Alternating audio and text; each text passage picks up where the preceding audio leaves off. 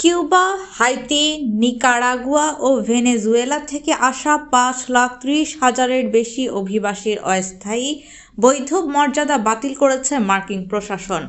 দ্বিতীয় মেয়াদে ক্ষমতা গ্রহণের পর ট্রাম্পের অভিবাসন নীতিতে কড়াকড়ি আরোপের সবশেষ পদক্ষেপ এটি। এই ঈদে জামা জুতো অ্যাক্সেসরিজের ডিসকাউন্ট।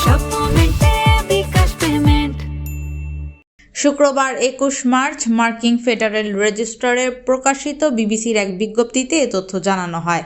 আগামী 24 এপ্রিল থেকে এই সিদ্ধান্ত কার্যকর করা হবে বলে উল্লেখ করা হয়েছে বিজ্ঞপ্তিতে। এর ফলে সাবেক প্রেসিডেন্ট জো বাইডেনের আমলে অনুমোদিত 2 বছরের প্যারোল প্রক্রিয়া বন্ধ হয়ে যাবে। সে সময় CHNV স্পন্সরশিপ প্রক্রিয়ায় এই অভিবাসীদের যুক্তরাষ্ট্রে আনা হয়েছিল। এর লক্ষ্য ছিল বৈধ অভিবাসনের পথ উন্মুক্ত করা।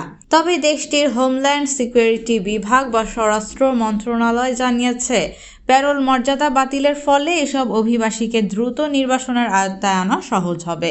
2022 সালে ভেনেজুয়েলাবাসীদের জন্য প্যারোল প্রবেশাধিকার চালু করেছিলেন বাইডেন। পরের বছরই সেটি হাইতি, নিকারাগুয়া ও কিউবায় সম্প্রসারিত হয়।